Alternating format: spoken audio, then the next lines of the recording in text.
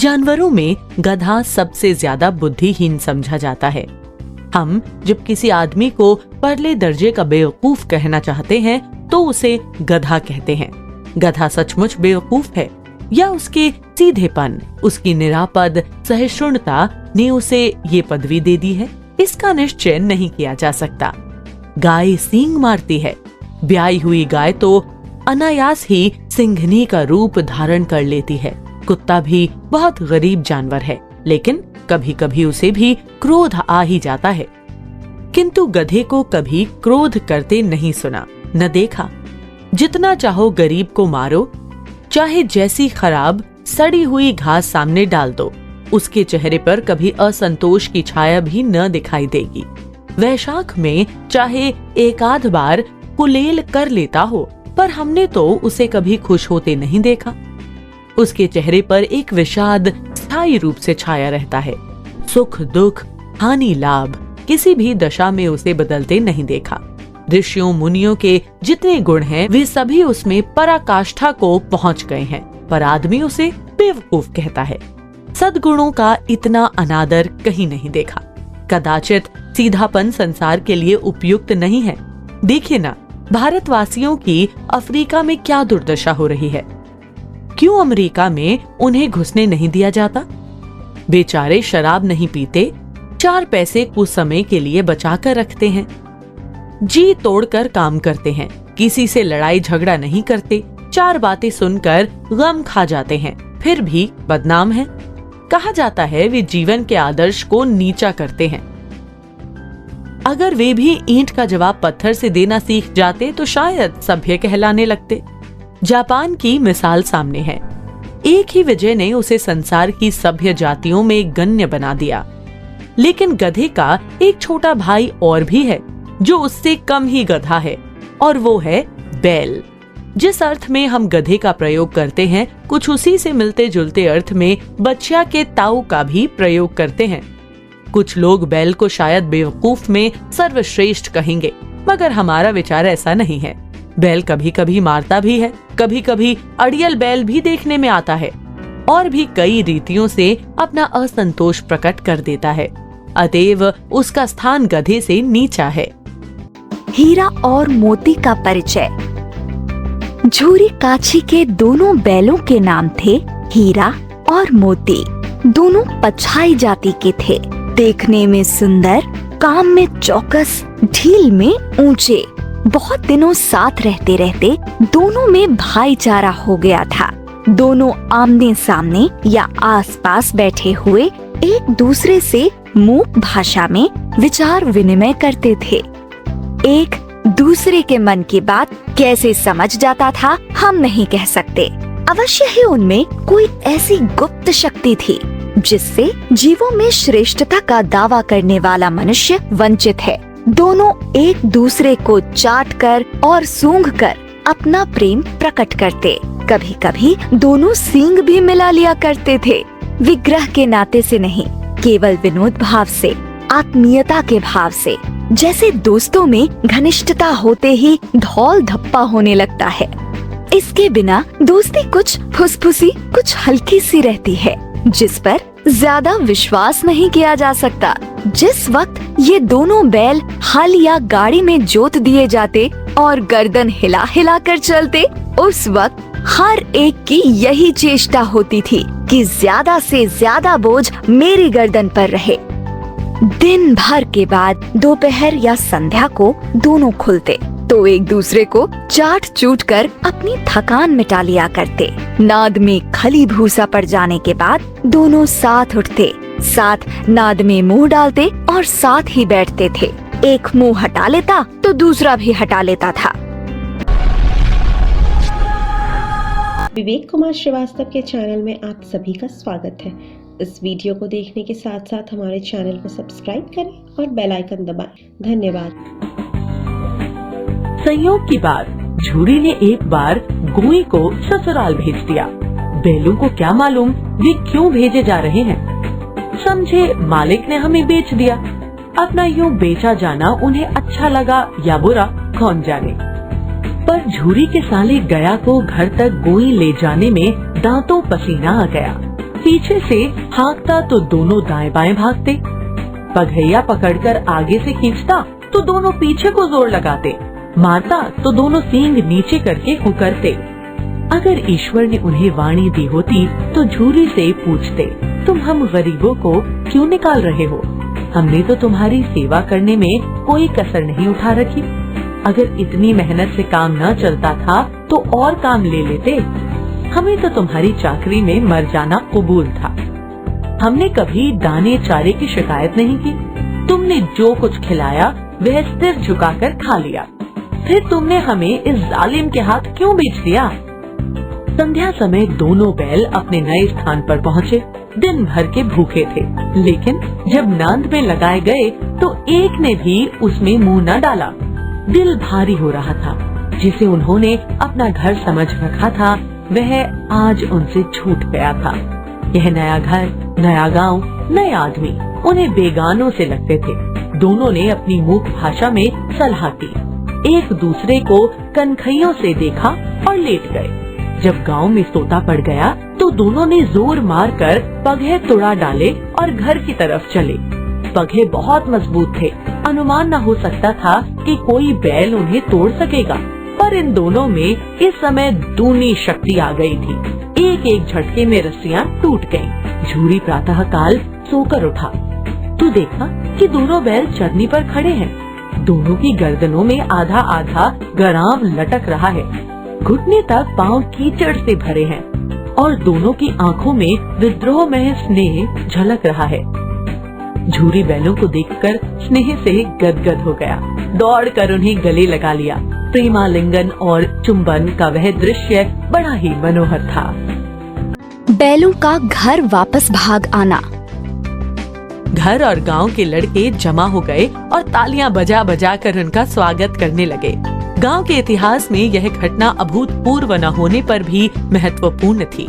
बाल सभा ने निश्चय किया, दोनों पशु वीरों को अभिनंदन पत्र देना चाहिए। कोई अपने घर से रोटियां लाया, कोई गुड़, कोई चोकर, कोई भूसी। एक बालक ने कहा, ऐसे बैल किसी के पास न होंगे। दूसरे ने समर्थन किया, इतनी दूर से दोनों अकेले चले आए। तीसरा बोला, बैल नहीं है वे, उस जन्म के आदमी हैं। इसका प्रतिवाद करने का किसी को साहस न हुआ। झूरी की स्त्री ने बैलों को द्वार पर देखा तो जल उठी। बोली, कैसे नमक हराम बैल हैं कि एक दिन वहाँ काम न किया, भाग खड़े हुए। झूरी अपने बैलों पर यह आक्षेप न सुन सका। नमक हराम क्यों है? चारा दाना न दिया होगा तो क्या करते? स्त्री ने रौब के साथ कहा, बस तुम ही तो बैलों को खिलाना जानते हो, और तो सभी पानी पिला पिला कर रखते हैं। झूरी ने चिढ़ाया, चारा मिलता तो क्यों भागते? स्त्री चिढ़ी, भागे इसलिए कि वे लोग तुम जैसे बुद्धुओं की तरह बैलों को सहलाते नहीं, खिलाते हैं तो रगड़ रगड़ कर जोतते भी हैं। ये दोनों ठहरे कामचोर भाग निकले। अब देखूं कहां से खली और चोकर मिलता है। सूखे भूसे के सिवा कुछ न दूंगी, खाएं चाहे मरे। वही हुआ। मजूर को कड़ी ताकीद कर दी गई कि बैलों को खाली सूखा भूसा दिया जाए। बैलों ने नांद में मुंह डाला तो फीका फीका, ना कोई चिकनाहट ना कोई रस। क्या खाएं? आशा भरी आंखों से द्वार की ओर ताकने लगे। झूरी ने मजूर से कहा, थोड़ी सी खली क्यों नहीं डाल देता बे? मालकिन मुझे मार ही डालेंगी। चुरा कर डाला न दादा, पीछे से तुम भी उन्हीं की सी कहोगे। बैलों पर अत्याचार होना। दूसरे दिन झूरी का साला फिर आया और बैलों को ले चला। अब की उसने दोनों को गाड़ी में जोता। 2-4 बार मोती ने गाड़ी को सड़क की खाई में गिराना चाहा, पर हीरा ने संभाल लिया। वह ज्यादा सहनशील था। संध्या समय घर पहुंचकर उसने दोनों को मोटी रस्सियों से बांधा और कल की शरारत का मजा चखाया। फिर वही सूखा भूसा डाल दिया। अपने दोनों बैलों को खली चूनी सब कुछ दी। दोनों बैलों का ऐसा अपमान कभी न हुआ था। झूरी इन्हें फूल की छड़ी से भी न छूटा था। उसकी टिटकार पर दोनों उड़ने लगते थे। यहाँ मार पड़ी। आहत सम्मान की व्यथा तो थी ही, उस पर मिला सूखा भूसा। नांद की तरफ आंखें तक न उठाई। दूसरे दिन गया ने बैलों को हल में जोता। पर इन दोनों ने जैसे पांव न उठाने की कसम खा ली थी। वह मारते मारते थक गया, पर दोनों ने पांव न उठाया। एक बार जब उस निर्दयी ने हीरा की नाक पर खूब डंडे जमाए तो मोती का गुस्सा काबू के बाहर हो गया। हल लेकर भागा। हल, रस्सी, जुआ, जोत सब टूट टाट कर बराबर हो गया। गले में बड़ी बड़ी रस्सियां न होती तो दोनों पकड़ाई में न आते। हीरा ने मूक भाषा में कहा, भागना व्यर्थ है। मोती ने उत्तर दिया, तुम्हारी तो इसने जान ही ले ली थी, अब की बड़ी मार पड़ेगी। पढ़ने दो, बैल का जन्म लिया है तो मार से कहाँ तक बचेंगे। गया 2 आदमियों के साथ दौड़ आ रहा है, दोनों के हाथों में लाठियां हैं। मोती बोला, कहो तो दिखा दूं कुछ मजा, मैं भी लाठी लेकर आ रहा है। हीरा ने समझाया, नहीं भाई, खड़े हो जाओ, मुझे मारेगा तो मैं भी 1-2 को गिरा दूंगा। नहीं, हमारी जाति का ये धर्म नहीं है। मोती दिल में ऐंठ कर रह गया। गया आ पहुंचा और दोनों को पकड़कर ले चला। कुशल हुई कि उसने उस वक्त मारपीट न की, नहीं तो मोती भी पलट पड़ता। उसके तेवर देखकर गया और उसके सहायक समझ गए कि उस वक्त टाल जाना ही मसलहत है। बैलों का दोबारा भागना। आज दोनों के सामने फिर वही सूखा भूसा लाया गया। दोनों चुपचाप खड़े रहे। घर के लोग भोजन करने लगे। उस वक्त छोटी सी लड़की 2 रोटियां लिए निकली और दोनों के मुंह में देकर चली गई। उस एक रोटी से इनकी भूख तो क्या शांत होती, पर दोनों के हृदय को मानो भोजन मिल गया। यहाँ भी किसी सज्जन का वास है। लड़की भैरों की थी। उसकी माँ मर चुकी थी। सौतेली माँ उसे मारती रहती थी, इसलिए इन बैलों से उसे एक प्रकार की आत्मीयता हो गई थी। दोनों दिन भर जोते जाते, डंडे खाते, अड़ते। शाम को थान पर बांध दिए जाते और रात को वही बालिका उन्हें 2 रोटियां खिला जाती। प्रेम के इस प्रसाद की यह बरकत थी कि 2-2 गाल सूखा भूसा खाकर भी दोनों दुर्बल ना होते थे, मगर दोनों की आंखों में रोम रोम में विद्रोह भरा हुआ था। एक दिन मोती ने मूक भाषा में कहा, अब तो नहीं सहा जाता हीरा, क्या करना चाहते हो? एक आध को सींगों पर उठाकर फेंक दूंगा, लेकिन जानते हो वह प्यारी लड़की जो हमें रोटियां खिलाती है उसी की लड़की है जो इस घर का मालिक है। यह बेचारी अनाथ ना हो जाएगी तो मालकिन को ना फेंक दूं, वही तो उस लड़की को मारती है। लेकिन औरत जात पर सींग चलाना मना है, यह भूले जाते हो। तुम तो किसी तरह निकलने ही नहीं देते। बताओ, तुड़ाकर भाग चलें? हाँ, ये मैं स्वीकार करता हूँ, लेकिन इतनी मोटी रस्सी टूटेगी कैसे? इसका एक उपाय है। पहले रस्सी को थोड़ा सा चबा लो, फिर एक झटके में जाती है। रात को जब बालिका रोटियां खिलाकर चली गई, दोनों रस्सियां चबाने लगे, पर मोटी रस्सी मुंह में न आती थी। बेचारे बार बार जोर लगाकर रह जाते थे। सहसा घर का द्वार खुला और वही लड़की निकली। दोनों सिर झुकाकर उसका हाथ चाटने लगे। दोनों की पूंछें खड़ी हो गई। उसने उनके माथे सहलाए और बोली, खोल देती हूँ, चुपके से भाग जाओ, नहीं तो यहाँ लोग मार डालेंगे। आज घर में सलाह हो रही है कि नाकों में नाथ डाल दी जाए। उसने गराव खोल दिया, पर दोनों चुपचाप खड़े रहे। मोती ने अपनी भाषा में पूछा, अब चलते क्यों नहीं? हीरा ने कहा, चले तो, लेकिन कल इस अनाथ पर आफत आएगी, सब इसी पर संदेह करेंगे। सहसा बालिका चिल्लाई, दोनों फूफा वाले बैल जा रहे हैं। ओ दादा, दादा, दोनों बैल भागे जा रहे हैं, जल्दी दौड़ो। बैलों को आजादी का अनुभव होना। गया हड़बड़ाकर भीतर से निकला और बैलों को पकड़ने चला। वे दोनों भागे। गया ने पीछा किया और भी तेज हुए। गया ने शोर मचाया, फिर गांव के कुछ आदमियों को भी साथ लेने के लिए लौटा। दोनों मित्रों को भागने का मौका मिल गया। सीधे दौड़ते चले गए, यहाँ तक कि मार्ग का ज्ञान न रहा। जिस परिचित मार्ग से आए थे उसका यहाँ पता न था। नए नए गांव मिलने लगे। तब दोनों एक खेत के किनारे खड़े होकर सोचने लगे, अब क्या करना चाहिए। हीरा ने कहा, मालूम होता है राह भूल गए। तुम भी बेतहाशा भागे, वहीं उसे मार गिराना था। उसे मार गिराते तो दुनिया क्या कहती? वह अपना धर्म छोड़ दे, लेकिन हम अपना धर्म क्यों छोड़ें? दोनों भूख से व्याकुल हो रहे थे। खेत में मटर खड़ी थी, चढ़ने लगे। रह रहकर आहट ले लेते थे, कोई आता तो नहीं। जब पेट भर गया, दोनों ने आजादी का अनुभव किया तो मस्त होकर उछलने कूदने लगे। पहले दोनों ने डकार ली, फिर सींग मिलाए और एक दूसरे को ठेलने लगे। मोती ने हीरा को कई कदम पीछे हटा दिया, यहाँ तक कि वह खाई में गिर गया। तब उसे भी क्रोध आया, संभल कर उठा और फिर मोती से मिल गया। मोती ने देखा खेल में झगड़ा हो जाता है तो किनारे हट गया। सांड से मल्ल युद्ध। अरे ये क्या, कोई सांड डोंकता चला आ रहा है। हाँ, सांड ही है। वह सामने आ पहुंचा। दोनों मित्र बगले झांक रहे हैं। सांड पूरा हाथी है, उससे भिड़ना जान से हाथ धोना है, लेकिन ना भिड़ने पर भी जान बचती नहीं नजर आती। इन्हीं की तरफ आ भी रहा है। कितनी भयंकर सूरत है। मोती ने मूक भाषा में कहा, बुरे फंसे, जान बचेगी, कोई उपाय सोचो। हीरा ने चिंतित स्वर में कहा, अपने घमंड में भूला हुआ है, आरजू विनती न सुनेगा। भाग क्यों न चले? भागना कायरता है, तो फिर यहीं मरो। बंदा तो 9-2-11 होता है, और जो दौड़ाए तो फिर कोई उपाय सोचो जल्द।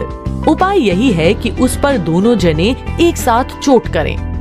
मैं आगे से रगे देता हूँ, तुम पीछे से रगे दो। दोहरी मार पड़ेगी तो भाग खड़ा होगा। मेरी ओर झपटे, तुम बगल से उसके पेट में सींग घुसेड़ देना। जान जोखिम है, पर दूसरा उपाय नहीं है। दोनों मित्र जान हथेलियों पर लेकर लपके। सांड को भी संगठित शत्रुओं से लड़ने का तजुर्बा न था। वह तो एक शत्रु से मल्ल युद्ध करने का आदी था। जो ही हीरा पर झपटा, मोती ने पीछे से दौड़ाया। सांड उसकी तरफ मुड़ा तो हीरा ने रगेदा। सांड चाहता था कि एक एक करके दोनों को गिरा ले, पर ये दोनों भी उस्ताद थे, उसे वह अवसर न देते थे। एक बार सांड झल्लाकर हीरा का अंत कर देने के लिए चला कि मोती ने बगल से आकर पेट में सींग भोंक दिया। सांड क्रोध में आकर पीछे फिरा तो हीरा ने दूसरे पहलू में सींग चुभा दिया। आखिर बेचारा जख्मी होकर भागा और दोनों मित्रों ने दूर तक उसका पीछा किया, यहाँ तक कि सांड बेदम होकर गिर पड़ा। तब दोनों ने उसे छोड़ दिया। दोनों मित्र विजय के नशे में झूमते चले जाते थे। मोती ने अपनी सांकेतिक भाषा में कहा, मेरा तो जी चाहता था कि बच्चे को मार ही डालूं। हीरा ने तिरस्कार किया। गिरे हुए बैरी पर सींग न चलाना चाहिए, यह सब ढोंग है। बैरी को ऐसा मारना चाहिए कि फिर न उठे। अब घर कैसे पहुँचेंगे वो सोचो, पहले कुछ खा लें तो सोचें। बैलों का दोबारा पकड़ा जाना। सामने मटर का खेत था ही, मोती उसमें घुस गया। हीरा मना करता रहा पर उसने एक न सुनी। अभी 2 ही 4 ग्रास खाए थे कि 2 आदमी लाठियां लिए दौड़ पड़े और दोनों मित्रों को घेर लिया। हीरा तो मेड़ पर था, निकल गया। मोती सींचे हुए खेत में था, उसके खुर कीचड़ में धंसने लगे, न भाग सका। पकड़ लिया। हीरा ने देखा संगी संकट में है तो लौट पड़ा, फंसेंगे तो दोनों फंसेंगे। रखवालों ने उसे भी पकड़ लिया। प्रातःकाल दोनों मित्र गांजी हाउस में बंद कर दिए गए। दोनों मित्रों को जीवन में पहली बार ऐसा साबिका पड़ा कि सारा दिन बीत गया और खाने को एक तिनका भी न मिला। समझ ही में न आता था ये कैसा स्वामी है, इससे तो गया फिर भी अच्छा था। यहाँ कई भैंसे थी, कई बकरियां, कई घोड़े, कई गधे, पर किसी के सामने चारा न था। सब जमीन पर मुर्दों की तरह पड़े थे। कई तो इतने कमजोर हो गए थे कि खड़े भी न हो सकते थे। सारा दिन दोनों मित्र फाटक की ओर टकटकी लगाए ताकते रहे, पर कोई चारा लेकर आता न दिखाई दिया। तब दोनों ने दीवार की नमकीन मिट्टी चाटनी शुरू की, पर इससे क्या तृप्ति होती। रात को भी जब कुछ भोजन न मिला तो हीरा के दिल में विद्रोह की ज्वाला दहक उठी। मोती से बोला, अब तो नहीं रहा जाता मोती। मोती ने सिर लटकाए हुए जवाब दिया, मुझे तो मालूम होता है प्राण निकल रहे हैं। इतनी जल्द हिम्मत न हारो भाई, यहाँ से भागने का कोई उपाय निकालना चाहिए। आओ दीवार तोड़ डालें। मुझसे तो अब कुछ नहीं होगा। सारी अकड़ निकल गई। बाड़े की दीवार कच्ची थी, हीरा मजबूत तो था ही। अपने नुकीले सींग दीवार में गड़ा दिए और जोर मारा तो मिट्टी का एक चप्पड़ निकल आया। फिर तो उसका साहस बढ़ा इसने दौड़ दौड़ कर दीवार पर चोटें की और हर चोट में थोड़ी थोड़ी मिट्टी गिराने लगा। उसी समय कांची हाउस का चौकीदार लालटेन लेकर जानवरों की हाजिरी लेने आ निकला। हीरा का उजड़पन देखकर उसने उसे कई डंडे रसीद किए और मोटी सी रस्सी से बांध दिया। मोती ने पड़े पड़े कहा, आखिर मार खाई, क्या मिला? अपने बूते भर जोर तो मार दिया। ऐसा जोर मारना किस काम का कि और बंधन में पड़ गए? जोर तो मारता ही जाऊंगा, चाहे कितने ही बंधन पड़ते जाएं। जान से हाथ धोना पड़ेगा, कुछ परवाह नहीं, यूं भी तो मरना ही है। सोचो, दीवार खुद जाती तो कितनी जानें बच जाती। इतने भाई यहाँ बंद है, किसी की देह में जान नहीं है। 2-4 दिन और यही हाल रहा तो सब मर जाएंगे। हाँ, ये बात तो है। अच्छा तो ला, फिर मैं भी जोर लगाता हूँ। मोती ने भी दीवार में उसी जगह सींग मारा। थोड़ी सी मिट्टी गिरी और फिर हिम्मत बढ़ी। फिर तो वह दीवार में सींग लगाकर इस तरह जोर करने लगा मानो किसी प्रतिद्वंदी से लड़ रहा है। आखिर कोई 2 घंटे की जोर आजमाई के बाद दीवार ऊपर से लगभग 1 हाथ गिर गई। उसने दूनी शक्ति से दूसरा धक्का मारा तो आधी दीवार गिर पड़ी। दीवार का गिरना था कि अधमरे से पड़े हुए सभी जानवर चेत उठे। तीनों घोड़ियां सपट भाग निकली, फिर बकरियां निकली, इसके बाद भैंसें भी खिसक गईं, पर गधे अभी तक ज्यों के त्यों खड़े थे।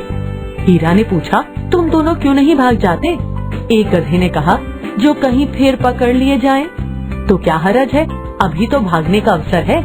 हमें तो डर लगता है, हम यहीं पड़े रहेंगे। आधी रात से ऊपर जा चुकी थी। दोनों गधे अभी तक खड़े सोच रहे थे कि भागें या ना भागें, और मोती अपने मित्र की रस्सी तोड़ने में लगा हुआ था। जब वह हार गया तो हीरा ने कहा, तुम जाओ, मुझे यहीं पड़ा रहने दो, शायद कहीं भेंट हो जाए।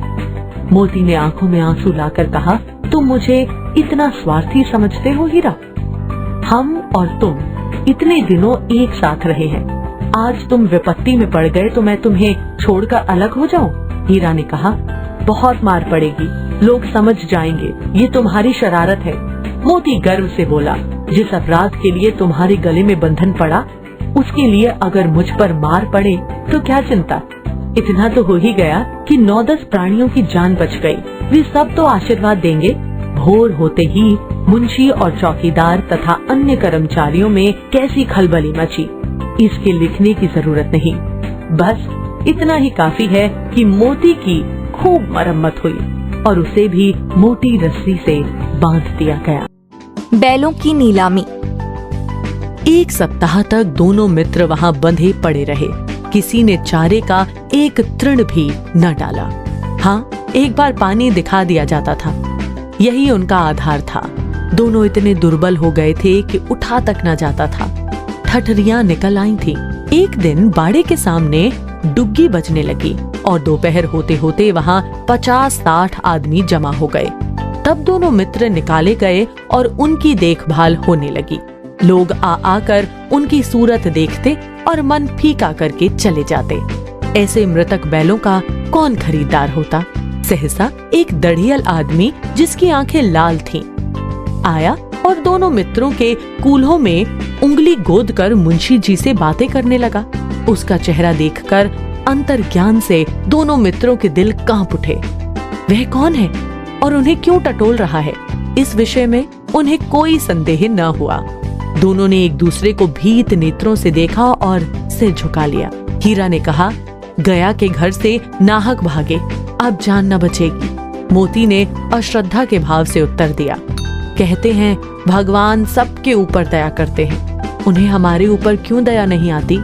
भगवान के लिए हमारा मरना जीना दोनों बराबर है। चलो अच्छा ही है, कुछ दिन उसके पास तो रहेंगे।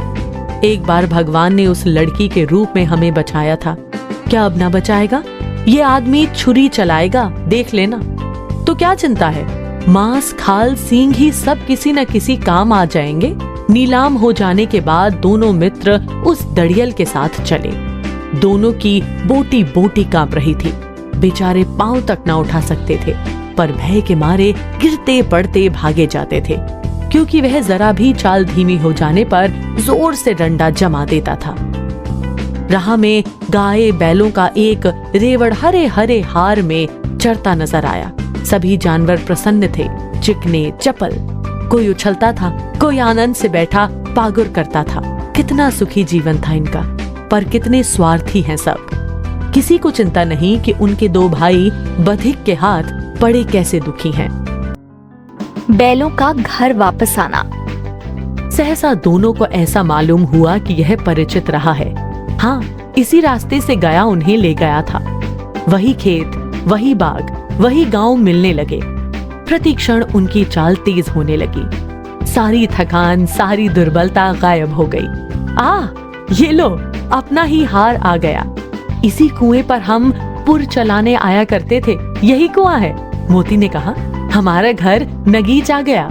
हीरा बोला, भगवान की दया है, मैं तो अब घर भागता हूँ।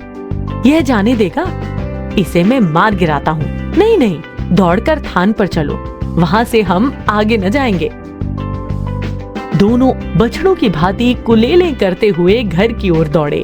वह हमारा थान है। दोनों दौड़कर अपने थान पर आए और खड़े हो गए।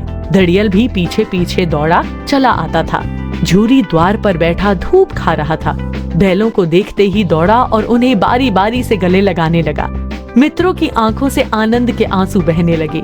एक झूरी का हाथ चाट रहा था। दड़ियल ने जाकर बैलों की रस्सियां पकड़ ली। झूरी ने कहा, मेरे बैल हैं, तुम्हारे बैल कैसे? मैं मवेशी खाने से नीलाम लिए आता हूँ। मैं तो समझा हूँ चुराए लिए आते हो। चुपके से चले जाओ, मेरे बैल हैं, मैं बेचूंगा तो बिकेंगे। किसी को मेरे बैल नीलाम करने का क्या अख्तियार है? जाकर थाने में रपट कर दूंगा। मेरे बैल हैं, इसका सबूत ये है कि मेरे द्वार पर खड़े हैं। दड़ियल झल्लाकर बैलों को जबरदस्ती पकड़ ले जाने के लिए बढ़ा। उसी वक्त मोती ने सींग चलाया। दड़ियल पीछे हटा। मोती ने पीछा किया। दड़ियल भागा। मोती पीछे दौड़ा। गांव के बाहर निकल जाने पर वह रुका, पर खड़ा दड़ियल का रास्ता देख रहा था।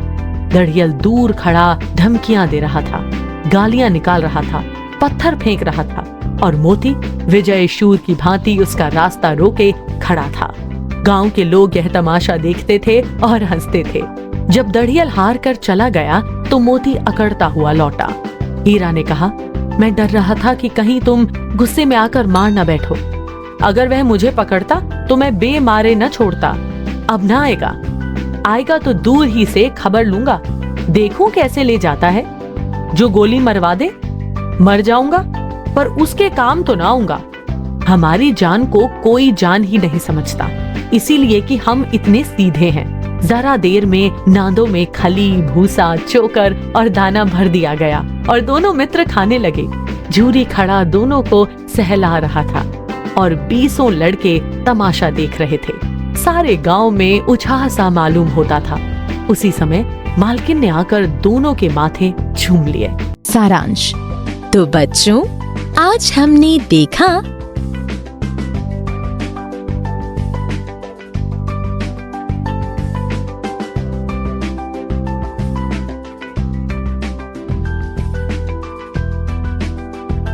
ऐसे ही और वीडियोस देखने के लिए हमारे वीडियो को लाइक करें, चैनल को सब्सक्राइब करें और बेल आइकन जरूर दबाएं।